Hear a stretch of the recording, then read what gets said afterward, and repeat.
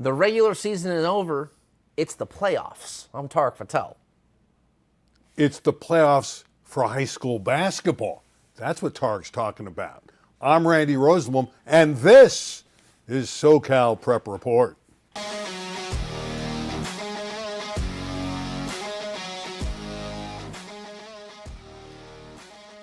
I think it's fitting that Tarek started the show today. He just loves prep basketball. He loves basketball in general.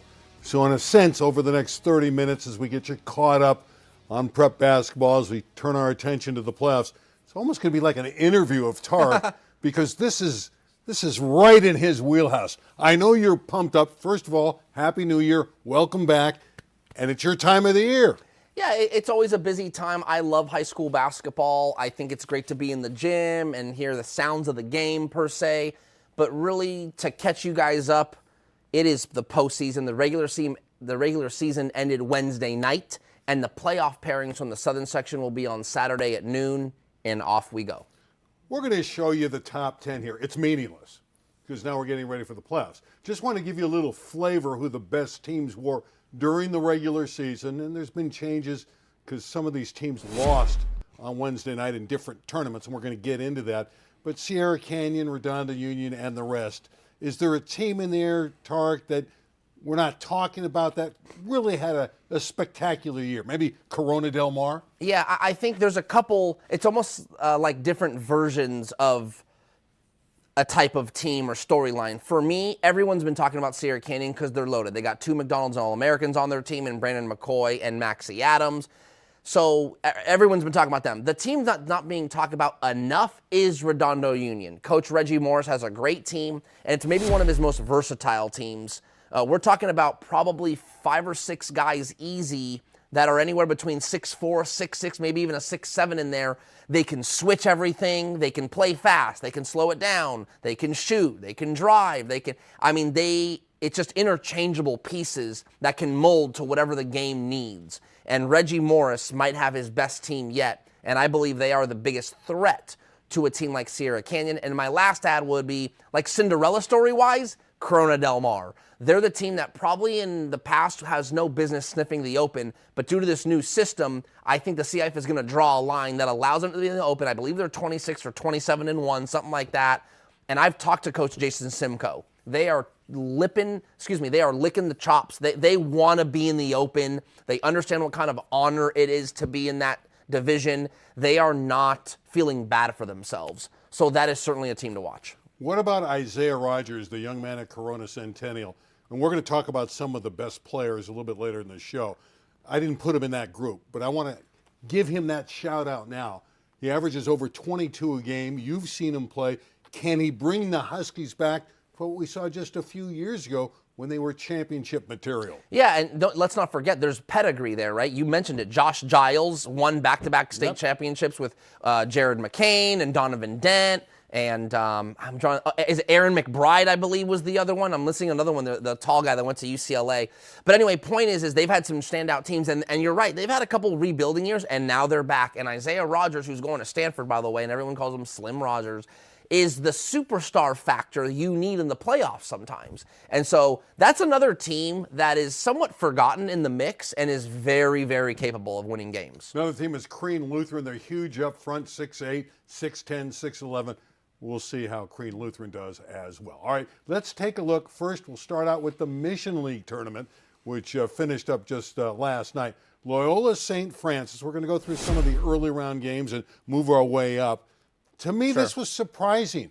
St. Francis has the big guy in the middle. So he's been out of games recently, and you're right.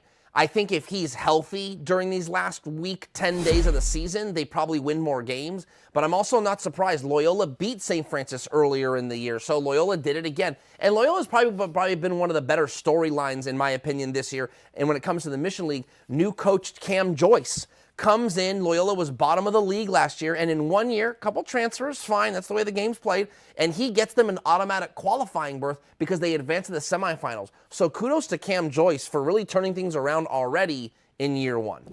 Harvard Westlake has a sterling performer in Joe Sterling, but he was not enough against Crespi. And Crespi's got a very solid basketball team. Yes. They were impressive all season long. Yeah, they were. They had these, typical kind of younger team, a lot of juniors, not a lot of seniors. So they got another year, but Josiah Williams, Carter and Isaiah Barnes, and then they've got this JV player that came up named Kaven Martin, and he's been a really fun project to see develop. So they've got this core group of players that have gotten better throughout the year. They've had their highs, and they've certainly had their lows, but to get to the Mission League semifinal by way of beating Harvard Westlake, very impressive for the Celts, and of course, Coach Derek Fisher.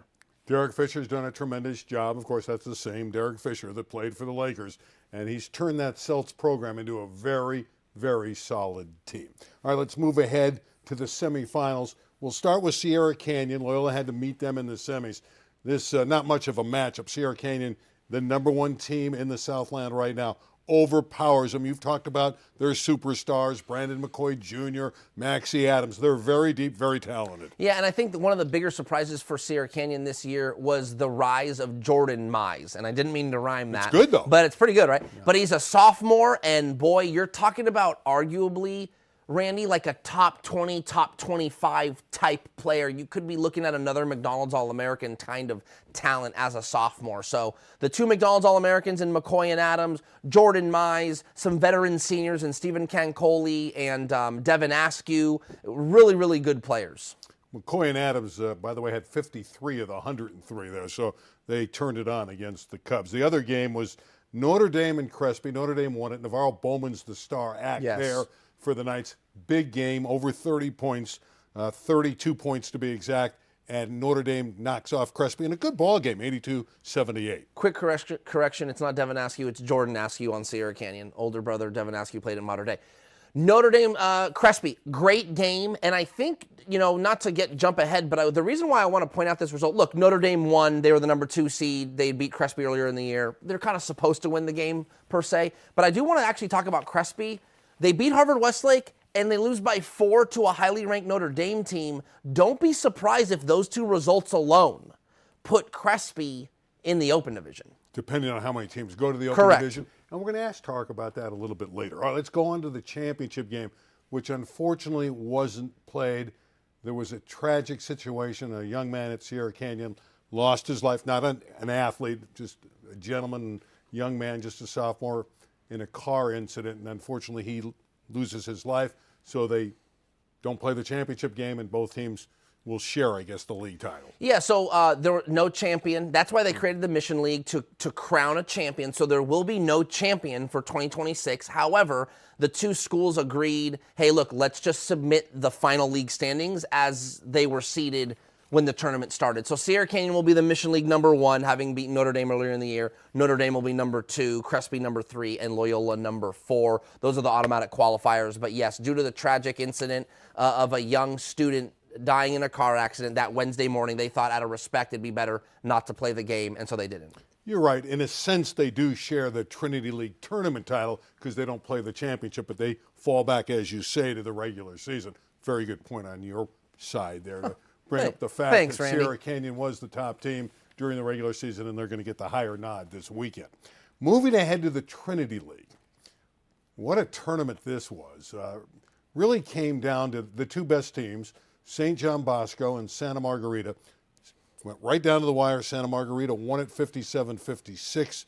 Drew Anderson had a really nice game, 24 points. Bosco's got Christian Collins. He had 30-point game here. But it wasn't enough as Santa Margarita held on and the Eagles won it. Yeah, I was there last night at Hope International. Great crowd, and we got some highlights we can roll of it. But yeah, Drew Anderson, to me, is probably one of the biggest breakout players of the year. And what's maybe more impressive about this, Randy, and this is Braden Kyman hitting a three here, had 6 threes in the game, 20 points. And here's Christian Collins cleaning up something. He had 32 points. By the way, McDonald's All-American is Christian Collins. But one of the things I'd like to mention is, look, Santa Margarita won this game over a good St. John Bosco team, and Caden Bailey, who's going to Georgia Tech, 0 points. How's that possible? Yeah, because he was their high-wire guy. He was the guy that everyone talked about at the beginning of the year. He is their guy, but I just think there's a testament here as the final moments here, St. John Bosco trying to take the lead. They're down 1, no foul call there. Final attempt at it as time expires, doesn't go. The dancing ensues. Santa Margarita wins the league title for a second year in a row. The Trinity League champions are the Eagles. But to answer your question, Caden Bailey, I just think maybe even a testament of not sulking, not pouting, finding a way to still distribute and play defense and so on and so forth. But really testament to how good the team is when your star player scores 0 and the other guys pick it up. I do want to show one modern day score here because they lost 2 out of 3 games. But the one game they won when they had Luke Barnett, their star player. Now, he came back later in the tournament. He had a big performance against Olu, and they won 92-65. And I was starting to think maybe the Monarchs could make one of those Cinderella runs, even though modern day is never really Cinderella. Correct. But he gets sick, won the rest of the tournament, and they got bounced after this. Yeah, they ended up playing in the 3rd place game last night against Jay Sarah and lost by about 20 points. So I believe that makes them the 4th place finisher in the league. But it is a 6-team league. So only the top 3 teams get an automatic qualifier. So for modern day, that's a little scary for them because they haven't had a great year. So now they're going to try and get into the playoffs as an at-large berth, and their rank isn't very high. So it's very possible we might see the modern day boys basketball team, which as you kind of alluded to, we were talking about like one of the blue bloods of high school basketball, not just California or the Southern section. They might not be in the postseason for the first time in probably 2 decades. That would be amazing. And their coach, Gary McKnight, next year figures to become the all-time winningest coach in the history of high school basketball. And speaking of high school basketball, one game in the city I want to talk about too is Fairfax really railroading Westchester, beating him up 62-44. And really, to me, the storyline here, Fairfax is a little above average, not like they used to be. But Westchester, I'm looking at their record here. It's 5-13 and a 5th place finish in the Western League. Westchester has won the LA City Championship 15 times, Tarek, and they're 5-13. And you saw them play earlier, and I don't think you were impressed. Yeah, it was. I tell you what. Now that I think about it, I think I saw Fairfax play against Palisades, and they didn't look too great either.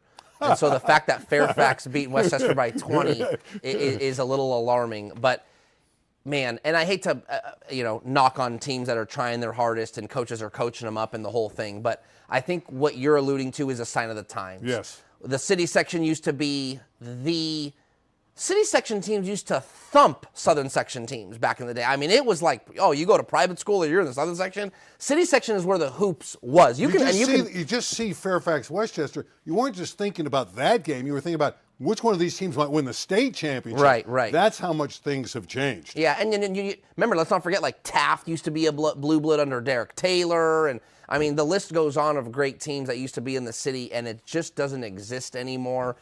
There was a glimpse of it last year with Taj Ariza at Westchester and Elijah Arenas at Chatsworth. That was really fun, but man, it was really just kind of a vapor. It was only for 1 year. Yep, it was a comet. It was Haley's Comet. 1 year gone. Harvey Catani, speaking there. of Fairfax, Yeah. guy who has not left the premises, reaches 1,000 wins in his career. Now, Mike LeDuc has done that at Damien, and of course, Gary McKnight at Mater Dei. But Harvey Catani, with all those great years at Fairfax, all championships he's won at both Rolling Hills, where he is now, and at Fairfax, gets to that 1,000-win plateau. Yeah, I mean, Harvey Catani is one of the best coaches to ever coach high school basketball. I believe he's coached a McDonald's All-American game, which is quite the honor. I think he had like Kevin Durant. I mean, I want to say it was like the 07 game, maybe 06.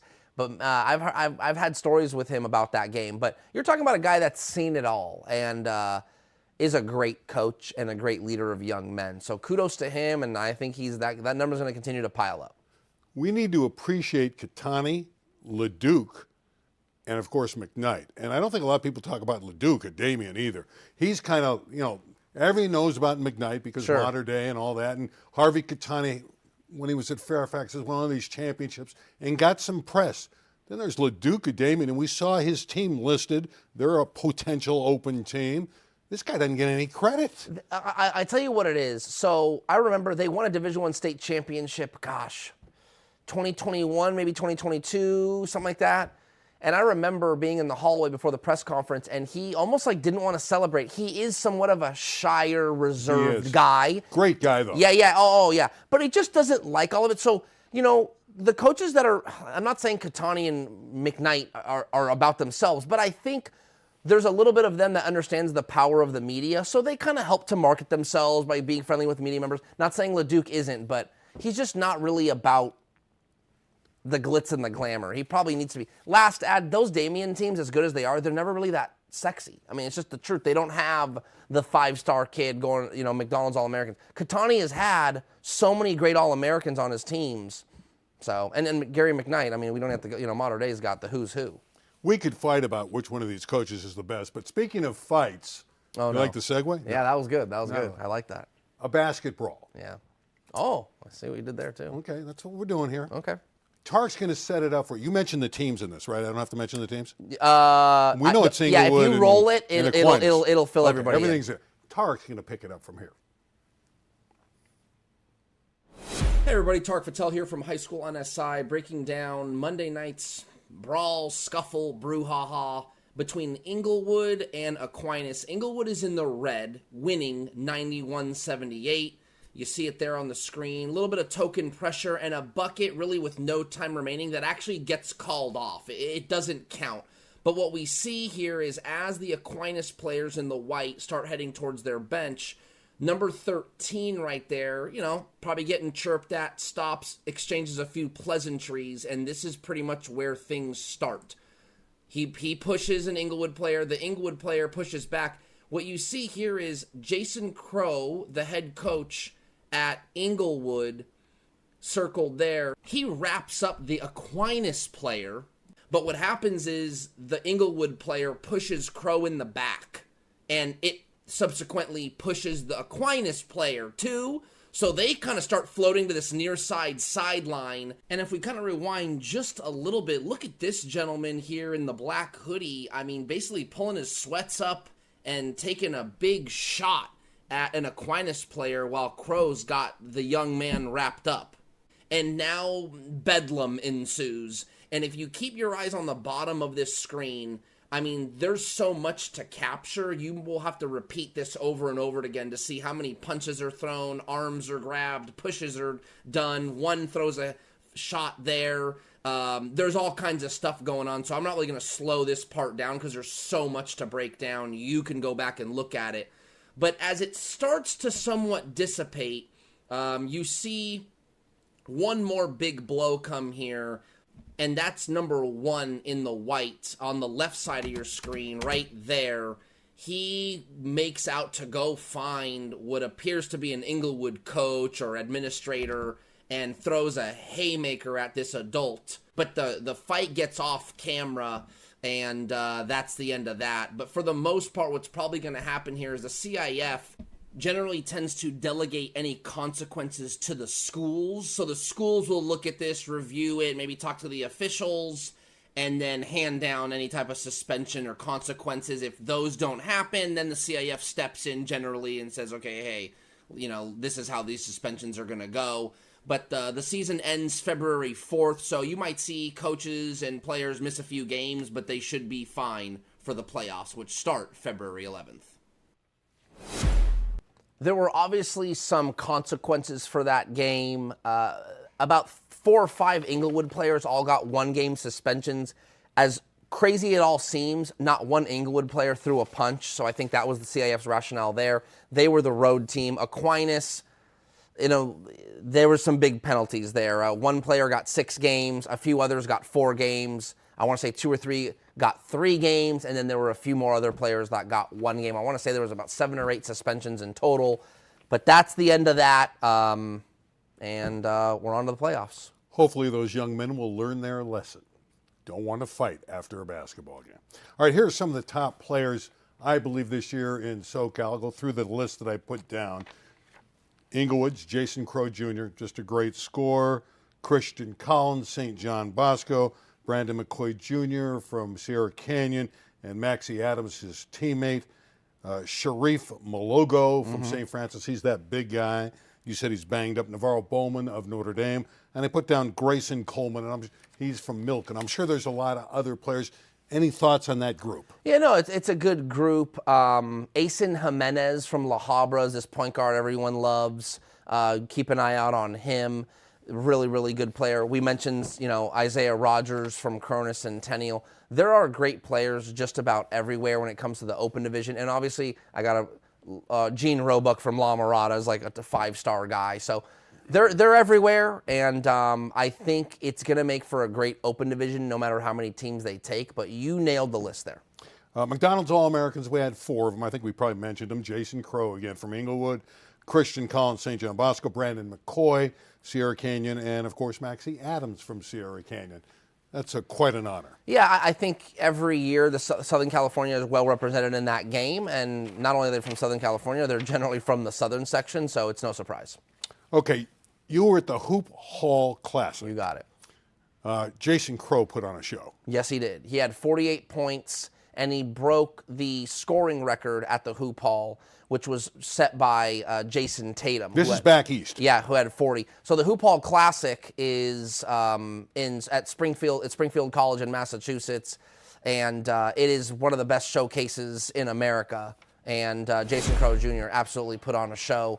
A couple little snippets here, obviously a big dunk. But again, 48 points. I believe it took him 36 shots to do it, which isn't a surprise. But for Inglewood to travel all the way to the Northeast in Massachusetts and not just win the game, but for Jason to set a record and so on and so forth. Remember, this is the all-time leading scorer in California history. So Missouri commit, definitely has pro potential. I think there's a lot of basketball game he still needs to learn because I don't know how much he'll be able to shoot 35 times in a game, but certainly a talent to keep an eye on. Also out on that trip was St. John Bosco and Sierra Canyon and Mater Dei, actually. So a few other teams played. How many teams are going to make the Open Division in boys basketball? And then we'll turn our attention to the girls. Yeah, I think, and I please, if you go to si.com/high schools or find me on Twitter, I did a whole video breakdown and article on why I believe it'll be 12 teams. The CIF state, and that's more than usual. Yes, so generally it's 8. Last year they did 10. Right. And generally there's 8 playoff berths from that division. But this year the CIF flexed. They changed the bulletin. They changed the rules a little bit. I don't know if that's what you want to call them, rules, but they changed some things. So now there could be 10 playoff berths from the Open division, which tells me I think they're going to go 12. I'm not so sure the CIF wants to just grant everyone a participation trophy. So if you do 10-team division in the Open and then just berth everyone 10 state playoff berths, there's really no competition. The games basically don't mean anything. So by making it 12 teams and you could potentially be one of 2 teams that go home, it'll make every game matter. So I believe there's going to be 12. I believe Amari Bailey got himself back in the news. Former great Sierra Canyon basketball player. Played 10 games in the NBA. Nice picture of Amari when he was at UCLA. Had one terrific year there. He wants to petition and go back to college basketball. He played in the pros. So on point counterpoint today, should Amari Bailey be allowed to perform again in college basketball? Not necessarily at UCLA. I covered Amari all 4 years. I got to know him. I got to know his mom. I mean, really cool people. When he was at Sierra Canyon. And when he was at Sierra Canyon. And at UCLA. And I was, UCLA that's right. too. I forgot. I was a UCLA beat writer. Covered him in that NCAA tournament. They lost in Vegas at the buzzer. Julian Strother. Unbelievable. And he hit the shot to give him the lead. Man, your memory, you're on it. This is point counterpoint. Stop interrupting me. But yes, you're right. We turned back into the show. Man, Amari, I'm sorry. You have already turned pro. I don't see how you can retroactively come back and be in college. Now, I get there is money in college now with NIL, so really they're not amateurs anymore. They're pros, but they're still playing in the NCAA, and there's got to be something about that matters. So if I'm the NCAA, on top of not allowing Amari Bailey, you've also got to set some type of boundary or precedent that doesn't allow someone that's already left the NCAA ranks to go and pursue their true professional careers to come back. You open up Pandora's box, it will not be able to shut close. And something tells me this might be the first point counterpoint that is really point. You just stole my thunder. Yeah. I agree with Tarek. Yeah, man. Now, there's a part of me would love to see Amari come back. Sure. To fulfill more of Whatever. what he could have been in college. But you can't retrace and come back. I think it's more of a publicity stunt. I think it's an opportunity for Amari to get his name in print. But other than that, I don't see it happening. Good try, Amari Belly. That might have been the strangest counterpoint we've ever had. All right, let's turn our attention to girls basketball. Really the best team around is Sierra Canyon's really good. Ontario Christian. Probably with Kalina Smith, Ontario Christian's number one for now. Jersey Robinson's great at Sierra Canyon, and Etowanda. Those are really, and we're seeing the top 10, but really the top 3 are really the group, right? Yeah, I would say it's really Ontario Christian, Sierra Canyon, and Corona Centennial. Let's not forget they've got, remember, Sydney Douglas transferred there from Ontario Christian. She was a standout freshman, like the 6'5" freshman. And then they've got one of the McDonald's All-Americans is Sydney Bryant. They do. That is Carter Bryant's little sister. She's going to Kansas. Corona Centennial kind of loopholed it a little bit. I don't know if you remember this or know this, Randy, but they backloaded their schedule. So they played all their games basically after the sit-out period. So all their transfers were eligible by the time they started playing all their games. So they didn't play their first game until like sometime in December. They're going to be really, really, really good, and I think they're really the third team in this race behind Ontario Christian and Sierra Canyon. A couple quick notes before we say goodbye. The girls All-Americans in the McDonald's game, Jersey Robinson, Sierra Canyon, and Bryant from Corona Centennial. I also want to shout out for Andrea Antonio of Hamilton High School. She's a freshman point guard. 54 points, a freshman point guard. 54 to win over a good Westchester team. Quickly, football. Rod Sherman out as the head football coach at Oulu, and so is Chris Reinert at Servite. Yeah, what a weird offseason it's been, especially in the Trinity League, which is known as the best high school football league in the country. So Jay Sarah, let's go with their coach, but like at a normal time, right after the season's over, right in November, they let go of Victor Santa Cruz. They hire Hardy Nickerson, former NFL vet, 16 years as a linebacker, was on Fattel Factor. Yeah. Good dude. We'll see how he does. And then here we are in February, and out of nowhere, Orange Lutheran and Servite are now looking for new coaches. So in the fall, we will have 3 first-year coaches in the Trinity League.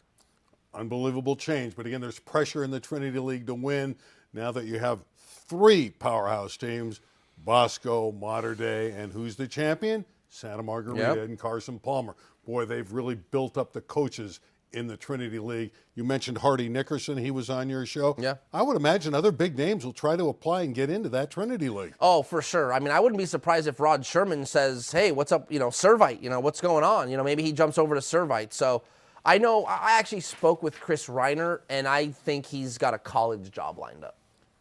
Couple minutes left. What's happening this week? The Super Bowl. Super Bowl 60.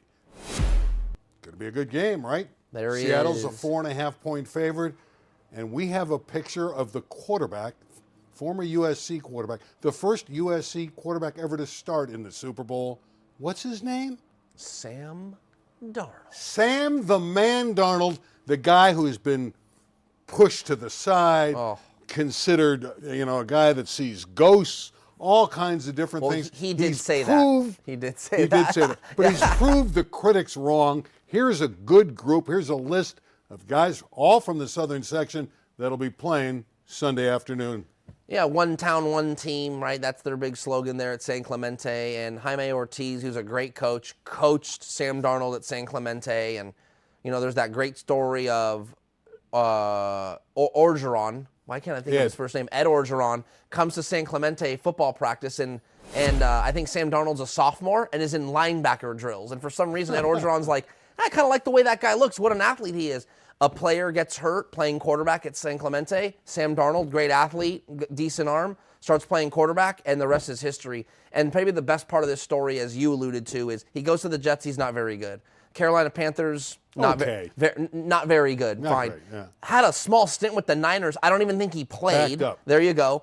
Then he lands in Minnesota and wins 14 games. You're thinking, okay.